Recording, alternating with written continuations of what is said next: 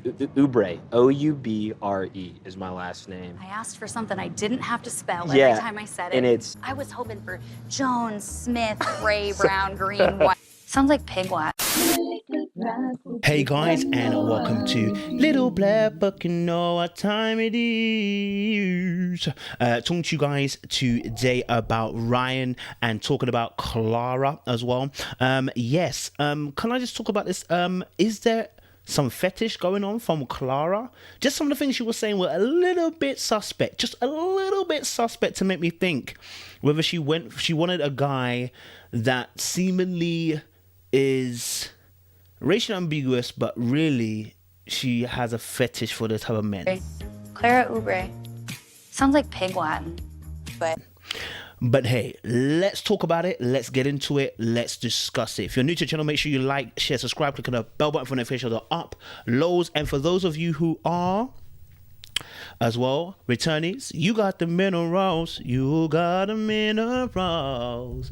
You got a minerals. All right, cool. Let's talk about it. So, a reason why I was talking about obviously saying that Clara potentially could be fetishing Ryan is just there was several things that kind of just happened. It weren't major things, but they just made me think. Now, one of the things that happened was when they had finished their actual wedding, when she was talking to him and she was asking what his name was, he was like, Aubrey.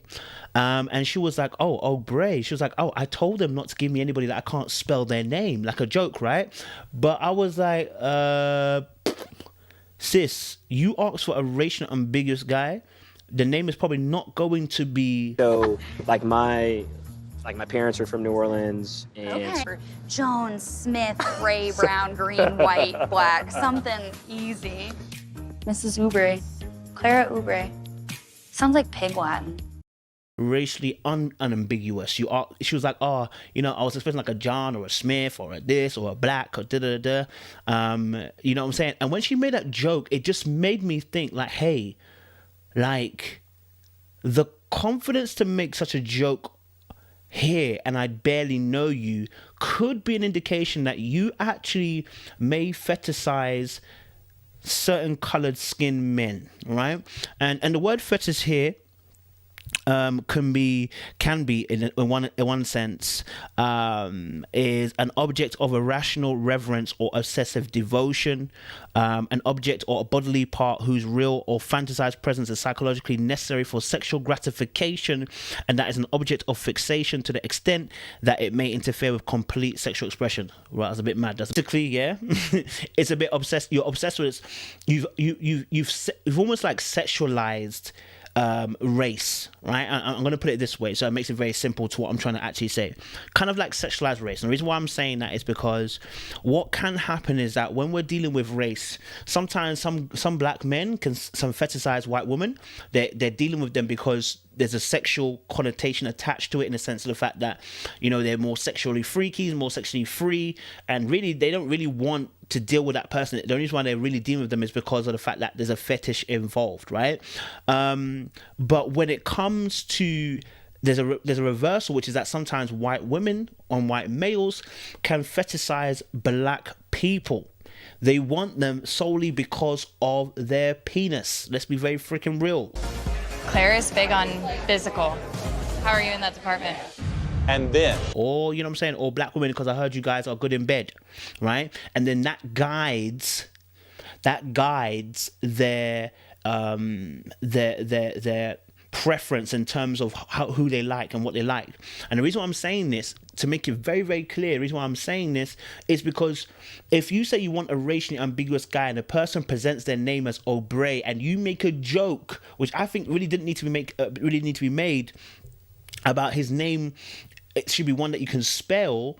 I was like, yo, like, are you all right? And then it was a scene at the very, very end. It was next episode scene where they said, obviously, she likes certain guys, you know, that I don't know. Basically, she was alluding towards his package, like a physical.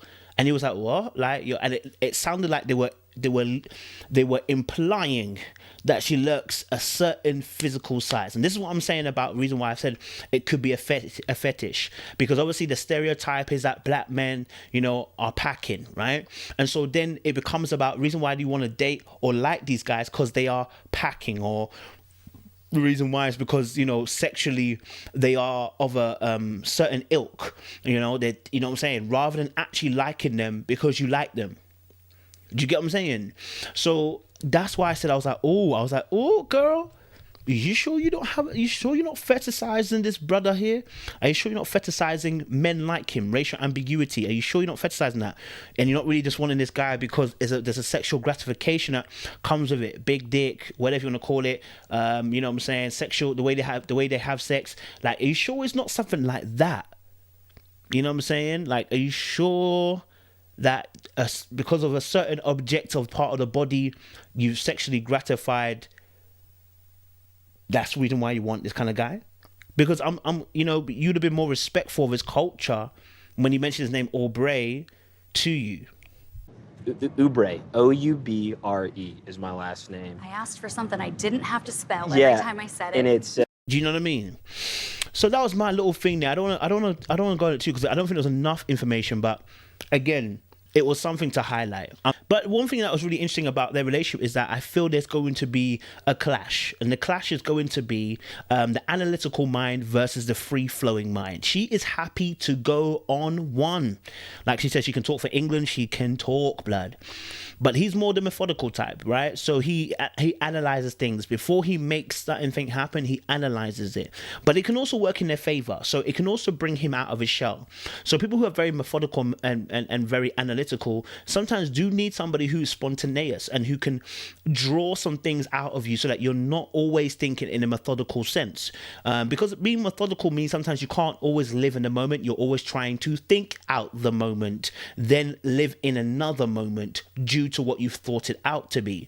So sometimes that person who's spontaneous, who's a little bit, you know, forward and just expressive, can really draw you out. I mean, she is the top end of extrovert. If we're talking about extroverts on a scale, she is the top end of that scale. One of the most extreme extroverts that I know. I don't think she's ever met a stranger. I've seen her strike up an acquaintanceship with somebody that she just met in a restaurant bathroom. And in fact, her father even came on, gave a speech and said, look, she can even talk to a stranger. They're not a stranger anymore because she's just so talkative. She's just so open to really communicating and kind of just being open to new experiences. Which is why she said she needed somebody who's going to be confident and be open to that, right? So again, I can see that there could be a conflict, but I also see that there could be a good compliment as well in there. Just depends on how they play it out as the season goes on. Now, one thing that I think may be an issue is the fact that because she's so free-flowing in the conversation, and she said, obviously, yeah, I want a man to be confident. I don't want him to have any insecurities. And I was like, okay, I hear you. Confidence, which you seem to have in spades. Yep. No insecurities. I feel like we're... Maybe. I can be sensitive. Sensitive is fine. Sensitive and insecure are not the same thing. You know, nobody wants really insecurities, but it's the way that I don't want him to confident. I want him to have no insecurities. Like, you know, she was like, oh, you're confident. I like it. Because, you know, insecurities can affect the relationship. And she's absolutely right. Insecurities will affect the relationship. Not that it can. It does affect the relationship because it's you. And it affects your perception of the way that you think. And most of us have some type of insecurity. Here's my thing. I feel like her mouth that runs could cause him to have issues in terms of the fact that, like he said, he is sensitive. Right? We know he is sensitive, and therefore some of the things that she could say without her knowing could be touching on a nerve of her. Again, I think that's very, very important to have that conversation in terms of, hey, if this is hurting you, let her know, right? Because otherwise what she could do is she can run away with it and just be unoblivious to, not saying that she's naturally a rude person. She just might say some things that may cause you to think she's being rude to you. And due to him being sensitive, this could make him feel a certain type of way. That can call, and we don't know how he's going to, I don't know how he reacts. I don't know why I get an impression that he can shut down. I don't know why I get that impression that if he gets offended, he can kind of shut down. Because she was saying, oh, you know, she was saying obviously like, you know, basically, I'm mostly right. and like chill. Like, When I relax. said the same thing, I'm like, Yeah. when I think I'm right, because that's very often. Sure. Yeah. Always. Yeah. Always. No, I asked for confidence, which you seem to have in spades. Yep. And I was like, what? Sis, you know, she was like, I need to be told like to, you know, whatever, because I'm, you know, I can keep going on. And I was like, okay, I hear you, innit? But you're mostly right. I was like, you sure? Are you sure, sis? Maybe, and I was like, this is maybe why the guy's not feeling you, know. If they're hearing this on the first date, and remember, you're on the first marriage thing, if they're hearing this already, blood, this is not your best foot forward, love. You know, this is not your best foot forward. Talkative, I'm always right kind of energy. Put me in my place. He had energy as well. She had a silent put me in my place energy as well. You know what I'm saying? Like, it for me, it showed as well that there's no self-control. Okay, and I say this in the sense of when you're always right. Yeah, when you're always right, and you know you have that kind of attitude that you know you can say whatever you want to say, do whatever you want to do. You know what I'm saying? You've got to stop me. It shows that, listen, you've got no self-control. If I have to stop you every single time, you don't have self-control. Neither are you self-reflective about some of your behaviors. You know, we need to stop making an excuse for people who just keep on saying, I need someone to put me on a plate. No, you don't. You need to be self-reflective. You need to be self-reflective and slow it down. Care about how you say things, how you do things. Care about how you move. Okay? Right? Have self-control. You know what I'm saying? And so when she said, when she said obviously about the fact that she even said, I think even with his name about, something about pig Latin, and and I was like, that what? Again, things that you say that can come out your mouth that can be offensive. And remember, he's sensitive. This could cause some of the major arguments in their relationship if she's not going to watch her mouth. I want to also add as well, compatibility is not in the stars, love, but it is through observation. I'll say it again, compatibility is not in the stars, but it is an observation. I think he said he was a Gemini, and she was like, I don't know what she is. And she was like, I have to look it up to see if it's compatible. I was like, no, sis, that's your problem right there. You need to stand and observe. You don't need to look at the stars. You need to stand and you need to observe. Anybody who's listening to this, Gemini, Scorpio, yeah, I know you might say that you might not work out. No, observe. You see, because it's about behavior. Not a Cancer. What's before Cancer? I'm a Gemini. Oh. I know. Split personality. Okay. I'll have to look that compatibility up. What was... Okay, yeah, behavior. Look at the behavioral traits. I'm not going to even say that, some of these things don't hold some weight to it. I'm not even going to say, that, I don't think any of it is true. No, there's some truth to it. But what you really need to be paying attention to is not the stars, okay?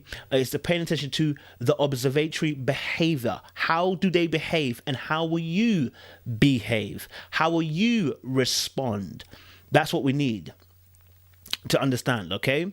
And so she said she doesn't want no insecurities, but he said something which is really key. He said, I want to really get to know her personally. And I think maybe the opening week could be a little bit bumpy. And the reason why I say that is because I think she's got insecurities.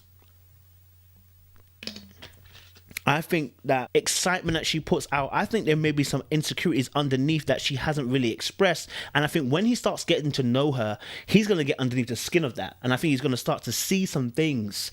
It's going to be how she handles being exposed now, and you're not hiding behind, I'm a talkative person, I'm an extrovert. Listen, extroverts are extroverts. Don't get twisted. I'm an extrovert partly myself as well. But I also understand that there are thoughts that often come behind the extrovertedness. There are things that happen to that person. There are things that the person doesn't slow down and really think about. And when they do begin to think about it, that's when we get to see what kind of manner person are you, What was your biggest fear of doing this? That's a tough one. Well, I'm terrified I'm going to fall in love with you and you won't let me back. Wow. And because, you're asking for no insecurities. And I'm like, are you sure you don't have any insecurities, that you're saying that there's no insecurities? You know what I'm saying? Like, I know her biggest fear was the fact that the person rejecting them. And what's really interesting is that even though she said that was her biggest fear, she was jumping gung-ho into the relationship. She's jumping into it with no hesitation. And I'm like, that normally isn't natural. If you've always been, if it's never really worked, but you keep jumping in head first, or 2 feet first, whatever you want to call it, head first, whatever, into situations, then surely there should be some hesitation on your part in terms of actually going, hey, do you know what?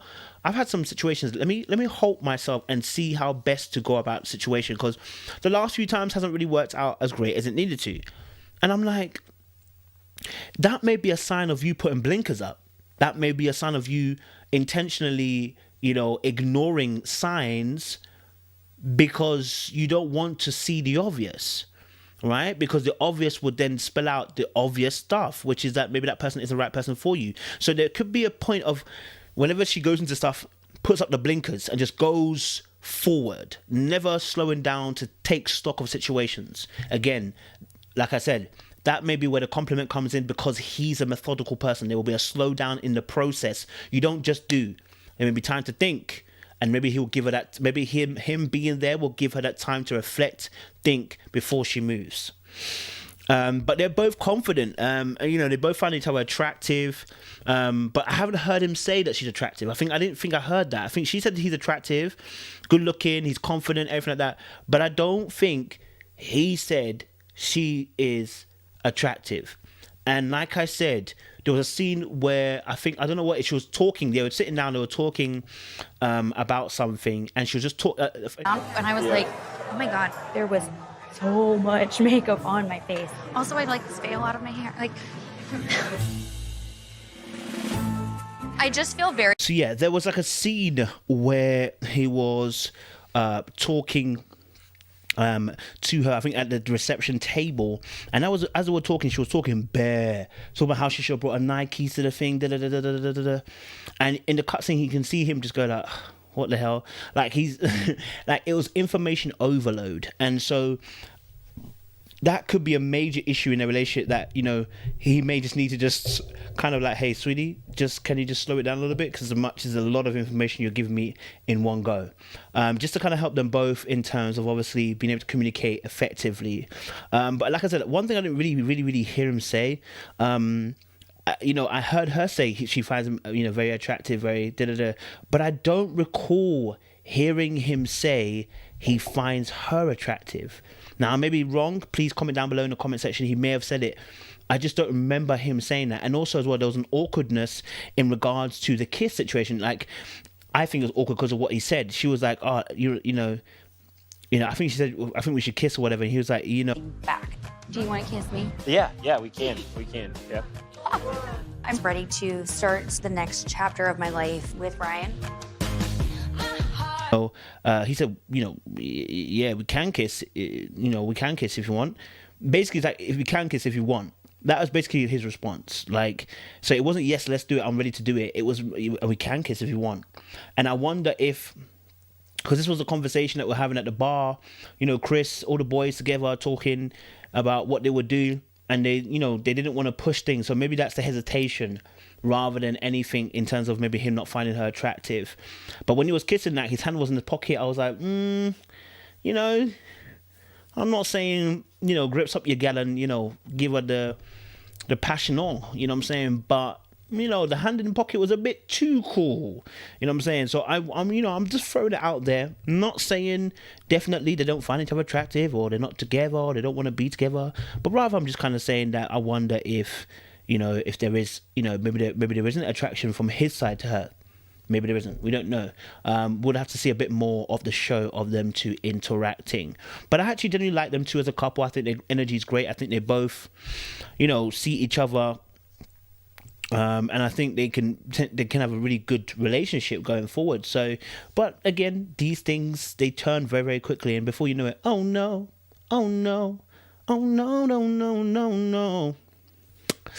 So guys, I'm going to leave it there. Let us know your thoughts down below. What did you guys think of their particular situation? Let us know what your thoughts are. Comment down below. And we'll make sure you like, share, subscribe, and we appreciate you guys.